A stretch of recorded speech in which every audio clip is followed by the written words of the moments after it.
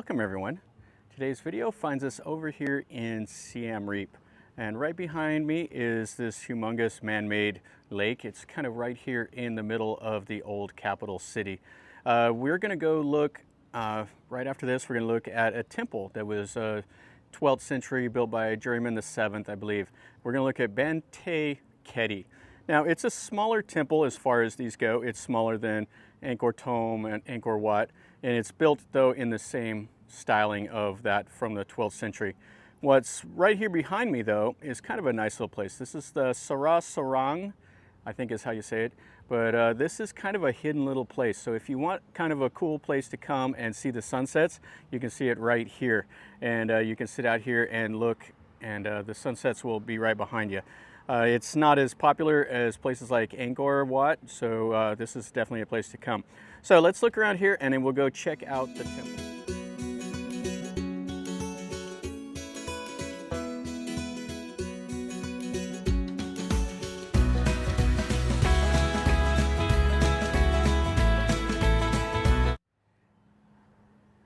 Just to give you an idea, this is all man-made. So they dug this little lake right here, and then they lined the banks with these laterite stones, and then they came over here and they put up like these naga, and it's like a little walkway and a little place here. Now out in the middle, as you can see, right out there, I believe that's a small little temple. So the people would come over here and relax and enjoy a little bit of nature. And you can see how the rails are with the naga and the laterite stones and the sandstone. And then they have the two lions right up here.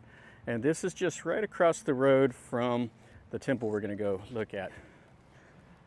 And it's right over there. So we'll cross this road and then we'll go look at that. Now, I don't know what structure was here before. It's just down to the base. There's not a whole lot more to see other than this. So this is a nice little area. Lots of trees, which is nice because it gets really, really hot when the sun is shining. It's a little cloudy today, so I'm hoping it'll be a little cooler. It's been hot, and it's been getting so hot and then rain in the afternoon. That's kind of what you get with the rainy season. So we have a gate right ahead of us, and we'll go in. Now, a lot of this temple has been under renovation. They used a poor quality sandstone in the construction, so it's deteriorated really, really bad in some places. And on the opposite gate from here, they actually have it closed off, and they have all the cranes that they're moving in, and they're rebuilding this Gopura here. This is the east gate right here. And you can see the little faces that are up there across the top. Now you have to have the ticket here, so they will do the ticket checkpoint. So that's a nice look there at the faces. And you see those same faces over like Angkor Thom. It's quite cool. And then you see here right there is a Garuda. And then they have the other little figures. And this would have been a fake window right here. And all of this would have been carved in stone. Now this is the outer wall. So you can see how it was built with the laterite stones. And then they put those like lotus things up on the top, which is quite cool. So let's go in here. So this is the gate when you came in. There would have been a couple little antechambers in here. It's pretty black, you can't really see. There would have probably been some images. So people would have came in and started praying, and then they would have came in and we would go right into this walkway here. Now, this temple here, they actually had monks that were in residence here until I believe the 1960s. And now it's just the part of the historical park. You can see it has four faces across the top, and then these are like the little naga, and this Garuda here is really nice. And it has a naga down at its feet, and then more of the figures. Over here they're taking a nap. A lot of these temples, what there'll be is there'll be people out here playing musical instruments, and they're missing limbs and stuff like that. They were victims of landmines, because there are still a lot of landmines out in the jungles. So if you're a farmer and you're out with your animals, come across a landmine, it blows a leg off or whatever, you know, there's not a lot of social programs, so they come over here and that's how they make some money. Okay, so we're coming in. This would have been the old walkway, and they've left it pretty much like this with the jungle all around. That's kind of the trend here with Angkor. They don't clear all these trees out. They just will keep the temples from deteriorating, mostly is what they do now. And we're almost up to another gate here. And right out here in the jungle are some small little temple buildings. There's one on this side of the pathway, and then one over there that's in really poor condition. And then right here in the middle of the old walkway is this huge tree. And you can see they would have had the balustrades up here. They would have had the naga, and that would have led you into the temple. Now it's just pretty much just down to dirt with a few of these laterite stones. And then you got a couple of the lions at each side of the walkway. And then you can see the naga here. You can see the lions here, and then the naga over on this side. And all of this is the sandstone. So they quarried all of this up in the mountains, and then they floated them down on the little canals to here, to Angkor, and then they would have hauled them from wherever the canal was at over to these temples, and would have started construction. So this was originally a Hindu temple, and then it was converted into Buddhism. And I'm not sure if this was dedicated originally to Shiva or which god it was. There's the outer moat, and then just all of these stones. So it looks like they have a little Buddha image inside here. So up there is the lintel. I don't know if you're going to be able to see that. That sun's kind of in a bad place. Has all the figures there. And then you can see over here all the stonework that they did in normal Khmer fashion. So you could just see all the detail work around the entryways. And then over here is a figure. So they carved this into multiple pieces, but they made it all into one picture. And then over here is the rest of this entryway. You can see the figures here. Has like the little lotus flowers and stuff. Yeah, this is really nice. I really like to see the stonework that the Khmer did. And then up here you can see the curved roof of these covered walkways that you go in. So somebody came over and carved their initials in there. And then you could see how they made the small little details and all of that. Okay, so here is this little Buddha image. So it is a shrine, so the people will come over here and burn the incense and stuff like that. And some of these temples you go to, there will actually be monks in here that will give you the blessings. This one here, I don't see any monks, just the little Buddha image.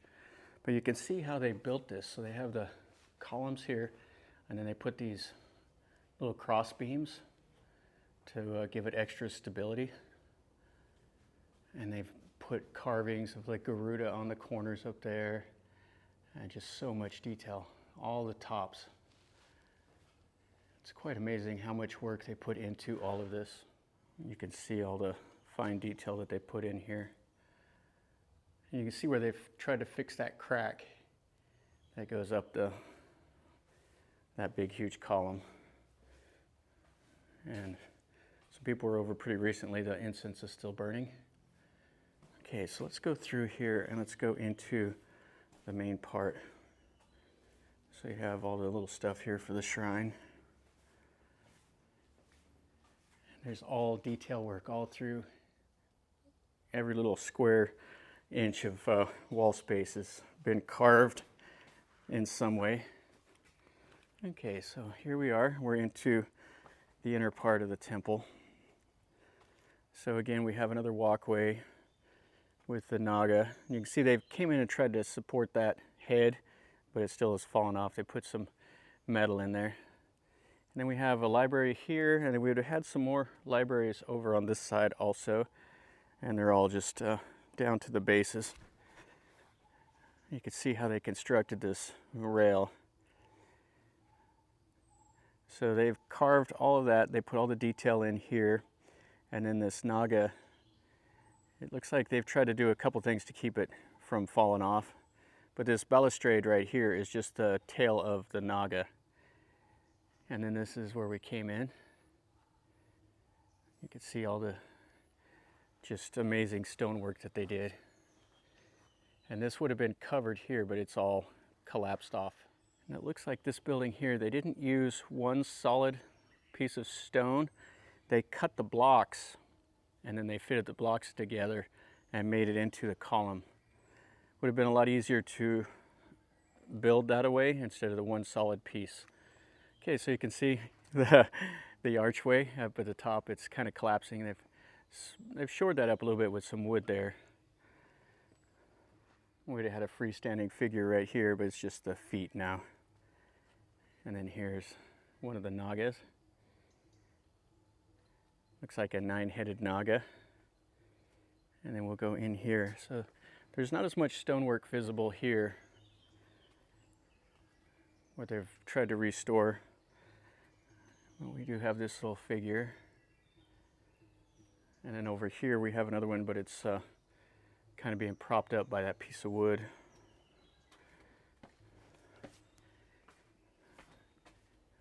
And here we are, we're in this big courtyard. Some of these temples, you get in here and it's kind of a maze.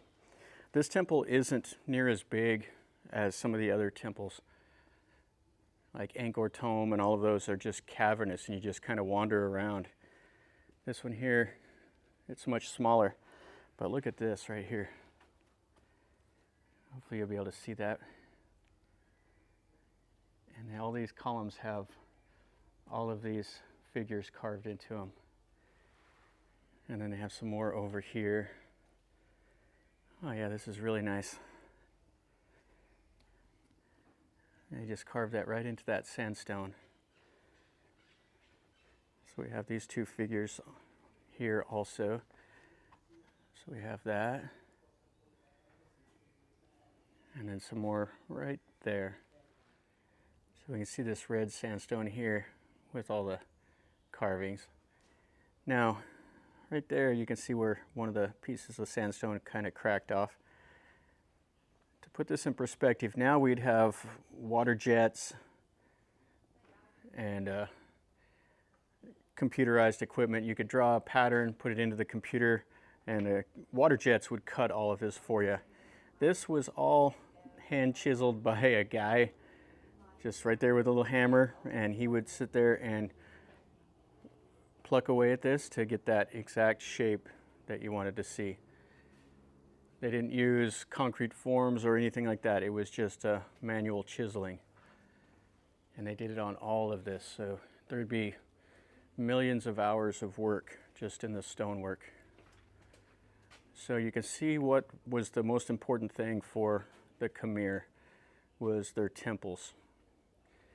Now all around here in the trees, there's just jungle now.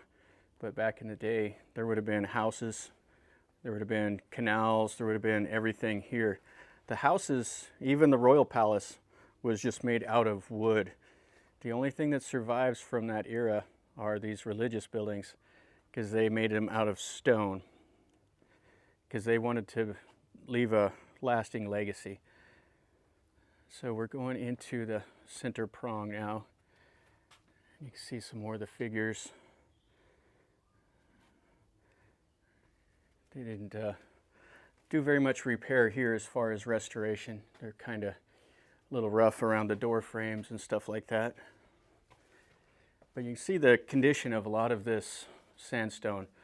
Some of the temples, the sandstone is collapsed down, but here you see the sandstone is just broken. And then they have it supported over there. The outer wall over there is the laterite stones. And then over here is another one of the covered walkways. So you can see there's just a little bit up there. They have it kind of braced. And then down here, this would have been probably one of their images. So you'd come here, do a little ceremony, and then go into the main part. This is a fantastic look at the center. So they put those metal bands up there to keep it from collapsing. Those lintels are all broken up. You can see the stones that form the arch over the top of it, and then those stone columns. And here has some really nice stone carvings all the way up. And then they have the other little prongs and stuff around. And here's some of the lintels and stuff that are just down here. It's kind of nice in here where it's out of that sun. You have a little bit of breeze coming down this courtyard right here. Feels pretty nice. Yeah, when you come here, it's going to be hot. So be prepared for that. Drink lots of water. I don't know if you'll be able to see this very well. It's kind of a little dark in here. So you can see what's left here of this little walkway. They're really supporting it, trying to keep it from falling down. And then more up here. Yeah, the sandstone here is in really, really bad shape. You can see up there that little Prasat. Oh, we got a lizard running around. We have some of the images in here. And you can see how that comes into like an arch. I really like the construction technique. And then they just put some of this laterite stone up here in the windows to give it a little extra support. So you can see here inside of one of these, this is a remnants of a little Buddhist statue. Now there was some temples where the Buddha images were all destroyed. There was a kind of a reformation where they went back to Hinduism, and then they were restored to Buddhism afterwards. So you can see they just have all these little prongs sticking up here and in various states of repair or disrepair. You can see up there has all the carvings and these massive stones. It's just absolutely amazing. You can see right here, the eyes looking forward, and then all here. So this is the sandstone, and it's, all right, so you can see inside of here. It's just absolutely colossal. And it is one of the smaller temples. So we can look out of the window and you can see some of the other parts of it. And it feels good under here out of the sun. And more of the stone carvings. And then we got a place here for like Shiva lintel here. You can see some more of the, just the towers. It's absolutely amazing. So here we're kind of out, almost out of the inner courtyard. There's more of the walkway, and they have a huge tree there. More stone carvings, and over here where they've taken steps to keep it from collapsing again, same as here. And all up there, just so many little details. And here's another partial statue of a Buddha image. Yeah, the amazing thing is that there were monks here in this temple till the 60s. So I don't know where they would have stayed, but they probably had their little buildings built out here somewhere. And you can see the outside of the inner wall. And then over here is the outer wall with another one of these sandstone walkways. This is to the west here, so that's what direction we're going. So just to give you an idea of the scale, you see those rocks up there? Those big stones? That's this one right here. And it's about the size of a front of a car. And it fell down from right up there. So you definitely wouldn't want it to be underneath it, because that would have been the end of you. Let's walk through the gate where we can get through, and we'll take a look here. So this is where they're doing a whole lot more of the renovation. From here, oh, you can see that stone up there on the top is a kilter. And they're trying to keep this preserved somewhat. Now, if you keep going over to the west gate, it's all closed. That's where they have the cranes and everything. Yeah, you can see way down through the trees. That's where they're completely rebuilding the gate as you come in. And you can see how this needs a lot of renovation here also. So they may come in here and do something later on, but right now it's just kind of in the repair that you see. Yeah, this figure is so cool. And you can see the termites have started piling up some mud right behind his arms there. And then this is the wall, and you can see this tree root kind of extending down, going out this way. And then right over here in the trees is the moat. You hear the birds and everything chirping out there. And you can see right there. So there's that cool lintel up above, and then just a massive like termite mound that was right there in the wall. So we'll take one more look here at the outside of this. So that tree is just absolutely gigantic. It's taken over that whole part of the wall. And then this is the west entrance into the inner courtyard. So this one right here, this is the absolute center of the temple. And this would have been where their main image was at. And right now it's just covered. I thought there might be something in here, but it's just has some wood covering, so it would have been the big hole probably. You can see they carved the stairs here, and it would have been down under here. This has a little bit of the pedestal it was on. I was hoping to see a little bit more than this. And you can't really see, I hear bats up there. All right, so that's this whole temple. That's going to finish up our video over here at this 12th century temple. This is Banteay Kdei, or however you say it. It's quite nice. It's not the best one, but it's probably still top 10. I mean, there are better temples, you know, Angkor Wat, Angkor Thom, all of those are definitely better. But this is a nice diversion from those. You can come over here and see, I think the stone carvings are some of the best here. I mean, you can see just all of these columns like this right here that has all these really beautiful carvings. The condition of the temple is pretty poor. You know, it is collapsed down quite a bit because of the faulty sandstone that they used. But it's still worth your time. If you have a little bit extra time, come over here and see this. I wouldn't put it ahead of those other ones that I mentioned, but you know, if you're here for a 3-day tour, definitely stop in here and take a look at this. It's still very, very enjoyable. I just loved climbing around and seeing all this stuff. And I don't know, it's not every day you can climb on a 12th century ruin. So if you're here, definitely stop by, take a look. And if you have enjoyed the video, make sure you smash like.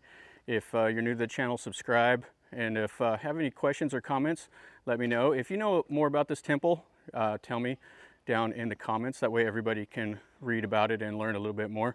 And I'm always interested to learn more about this stuff. It's all the Hindu stuff, and I'm not a Hindu, so I don't know all the little scenes. So if there's some things that I misspoke, you know, you can let me know also, and that way other people can learn also. So from over here in Siem Reap at this beautiful 12th century temple, remember, life is a journey. So until next time, enjoy.